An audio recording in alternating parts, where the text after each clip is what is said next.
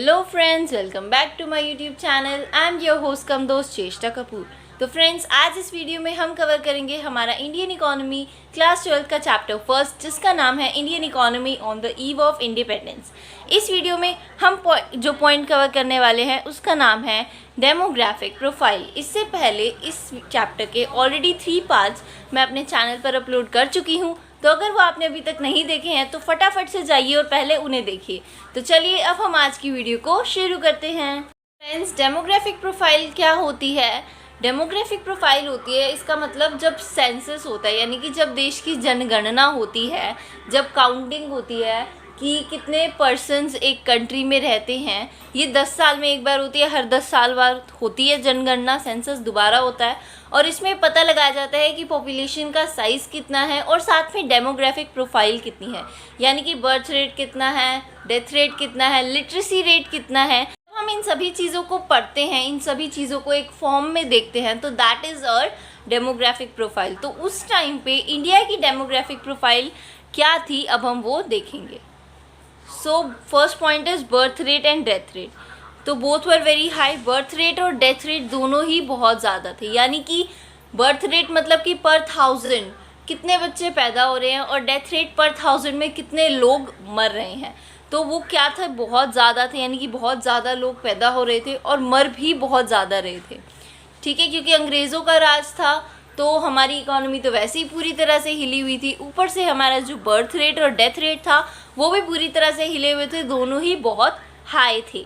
दोनों क्या थे, 48, देखिए बर्थ रेट था 48 पर 1000 पीपल और डेथ रेट कितना था, 40 पर 1000 पीपल, यानी कि हर 1000 लोगों में से 40 लोग जो थे वो मर रहे थे। और इससे हमें क्या पता चलता है, इट सजेस्ट मैसिव पॉवर्टी। इससे क्या पता चलता है कि उस टाइम पे बहुत ही ज़्यादा गरीबी थी। क्यों? क्योंकि बर्थ रेट बहुत ज़्यादा था, ज़्यादा लोग पैदा हो रहे हैं लेकिन काम तो इतना लोगों को नहीं मिल रहा है। ऊपर से जो लोग लेबरर्स थे, हमने अभी देखा पिछली वीडियोस में कि जो लेबरर्स थे उन्हें भी अपनी रोज़ी रोटी कमाने में भी दिक्कत हो रही थी, वो अपने सब्सिस्टेंस के लिए भी इनफ नहीं कमा पाते थे। और ऊपर से जब बर्थ रेट बहुत ज़्यादा है, लोग ज़्यादा पैदा हो रहे हैं, तो वैसे ही अनएम्प्लॉयमेंट बहुत ज़्यादा था।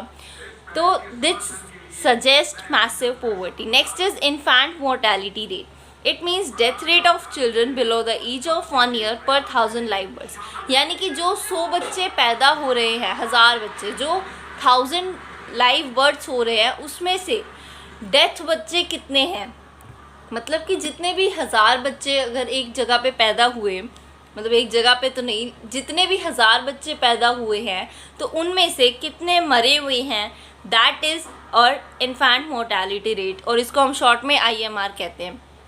So it was very high, ये भी बहुत ज़्यादा था।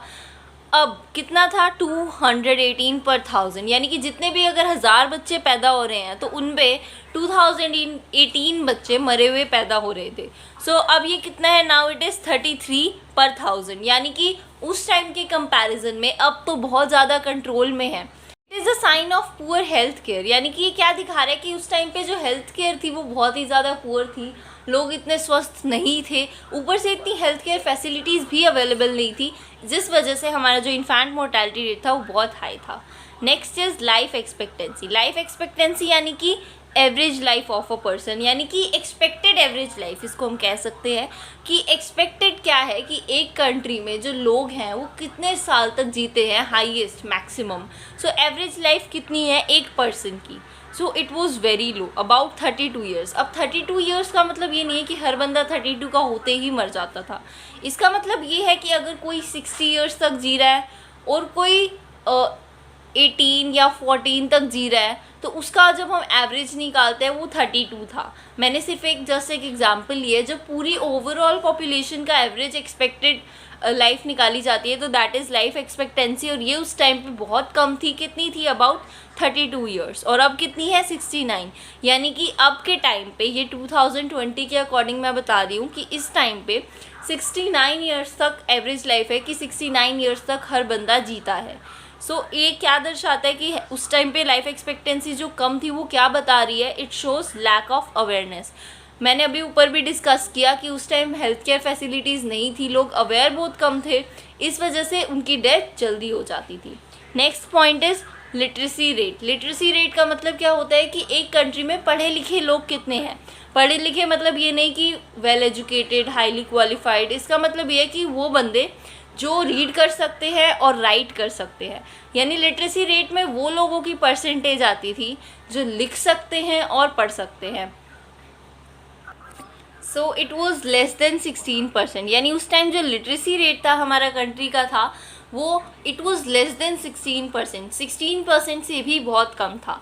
And it reflects social and economic backwardness. इससे क्या पता चल रहा है कि हमारी जो इंडिया की कंट्री थी, जो इंडियन इकोनॉमी थी, वो बहुत ही ज़्यादा पिछड़ी हुई थी। उसमें मतलब लोग ज़्यादा पढ़े लिखे उस टाइम पे नहीं थे।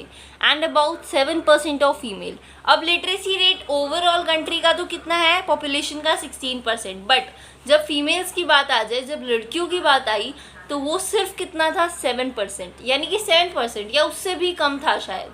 तो सिर्फ 7% ओवरऑल जितनी भी लड़कियां हमारे देश में थी उस टाइम पे, उसमें से सिर्फ 7% गर्ल्स थी जो पढ़ी लिखी होती थी। And it shows gender bias. यानी कि ये क्या बता रहा है कि उस टाइम पे लड़का लड़की में भेदभाव बहुत ज़्यादा किया जाता था। लड़कियों को तो वैसे ही नहीं पढ़ाया जाता था। और अंग्रेज़ों के टाइम पे इट वॉज जस्ट अबाउट 7%। सिर्फ 7% फीमेल्स थी जो लिख और पढ़ सकती थी। वेल एजुकेटेड तो फिर भी नहीं, लेकिन इतनी परसेंट ही थी जो सिर्फ लिख और पढ़ सकती थी। तो फ्रेंड्स, ये थी हमारी कंट्री के डेमोग्राफिक प्रोफाइल। उस टाइम पे बहुत ही बुरी डेमोग्राफिक प्रोफाइल थी हमारी कंट्री की। मैं आपको एक रिकैप दे देती हूँ। इंडिया की डेमोग्राफिक प्रोफाइल उस टाइम पे क्या थी। हमारा बर्थ रेट और जो डेथ रेट था कंट्री का, वो बहुत ज़्यादा हाई था। दोनों ही बहुत हाई थे। और ये क्या बता रहे हैं कि उस टाइम पे हेल्थ केयर फैसिलिटीज़ जो थी वो बहुत ही ज़्यादा पुअर थी। Next, infant mortality rate. इसका मतलब क्या होता है कि पर 1000 लाइव बर्थ्स जो हुए हैं, पर 1000 बच्चे जितनों ने भी जन्म लिया, उनमें उस पर मरे हुए कितने निकले। यानी कि 1 ईयर से कम जो पैदा हुए, तो 1 ईयर से कम एज होती है उनकी, उनमें से कितने बच्चे मरे हुए हैं पर 1000 लाइव बर्थ्स पर। That is infant mortality rate. और ये उस टाइम पर बहुत ज़्यादा था। किस टाइम पर?